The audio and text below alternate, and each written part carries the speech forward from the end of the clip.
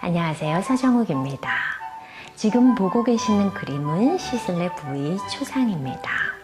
1868년 27살 청년 르누아르가 2살 위였던 동료 화가 알프레드 시슬레를 그린 것이죠. 작품은 르누아르답게 밝고 경쾌합니다. 이 부부는 결혼한 지 2년쯤 되었습니다. 지금은 파리에 살고 있으며 시슬레는 글레르의 화실에서 그림 공부를 하고 있죠. 친하게 지내는 동료 화가로는 그림을 그려준 르누아르 말고도 모네, 바지유 등이 있습니다. 알프레드 시슬레는 영국인입니다. 하지만 사업을 하는 아버지 덕분에 파리에서 태어나 지금껏 파리에서 살고 있죠. 아버지의 사업은 꽤 잘 되는 편이고 어머니는 음악가십니다. 그래서 경제적으로도 문제가 없고 미술도 잘 이해해 주십니다. 지금 보고 계시는 그림은 시슬레의 아버지 윌리엄 시슬레입니다. 이 그림도 르누아르가 그려주었습니다.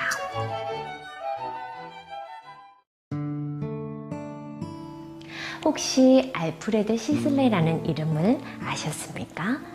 사실 그는 인상주의 시대의 대표적인 화가입니다. 어떤 사람들은 인상주의 화가들 중에서도 가장 인상주의적인 그림을 그렸다고 평합니다. 그 이유는 그는 거의 야외 풍경만을 고집했고 인상주의 화풍에 따라 야외에서 작품을 마무리하였으며 평생에 걸쳐 인상주의 화풍만을 고집했기 때문입니다. 하지만 그런 이유로 그는 모네나 르누아르처럼 유명하지 않습니다. 그는 모네처럼 야심이 있었던 것도 아니며 드가처럼 자기 주장이 강한 사람도 아니었습니다. 그렇다고 르누아르처럼 자기 색깔이 강하지도 않았죠. 그는 그저 꾸준했습니다.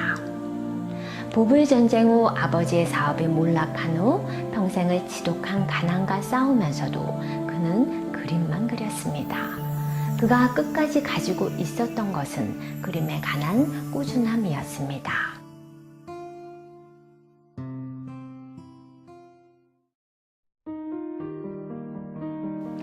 시슬리라는 회사를 아십니까?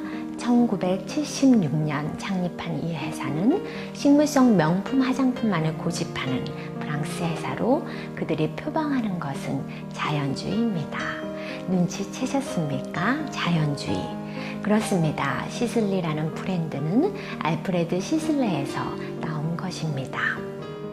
아름다운 자연을 그린 알프레드 시슬레, 그의 작품을 보시죠. 망트의 길입니다. 보시는 것과 같이 시슬레의 풍경화는 평화롭습니다. 굽이친 길은 멀리 뻗어 있고 하늘에는 뭉게 구름이, 길가에는 여러 종류의 나무들이 보입니다. 그리고 몇몇이 마을 사람들이 그 평화로운 길을 걷고 있습니다. 특히 이 망트라는 마을은 19세기 풍경화가 까미유 코로가 아름다움에 반했던 마을로 그도 많은 그림을 남긴 곳이죠. 시슬레의 망트와 까미유 코로의 망트를 비교해 보시죠. 참고로 코로는 인상주의 발판을 마련했다는 평을 듣습니다.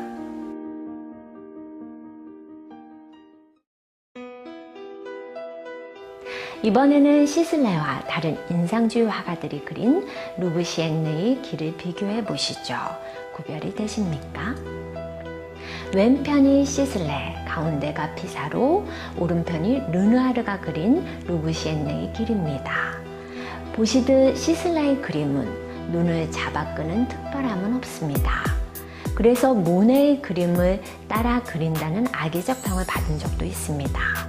하지만 그것이 시슬레 그림이 매력이기도 합니다. 그의 그림은 우리의 눈을 편안하게 놓아두니까요. 그래서일까요? 지금 보시는 그림, 시슬레의 포플러 길은 여러 사람이 탐냈던 작품입니다. 1978년, 98년, 2007년 세 차례나 도난을 당했으니까요.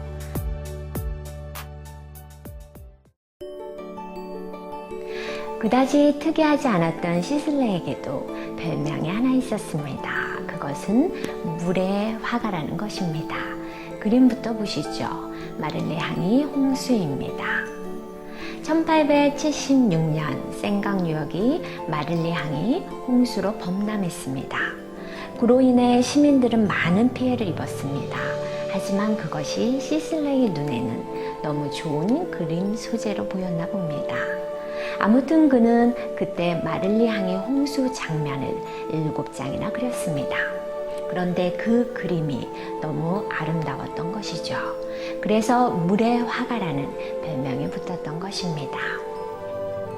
알프레드 시슬레는 보여드린 그림 외에도 수없이 많은 풍경화들을 남기고 1899년 60세를 일기로 세상을 떠났습니다. 그리고 죽을 때까지도 그는 무명 화가였고 가난한 화가였습니다. 하지만 알프레드 시슬레는 순수한 화가였죠. 미술사에는 많은 충격적인 그림들이 등장하고 그 그림들은 보는 사람들의 가슴을 뛰게 만듭니다. 그러나 시슬레의 평화로운 그림들은 오히려 우리의 가슴을 잔잔하게 만듭니다. 그래서 그의 그림은 멀리서 보면 더 좋습니다.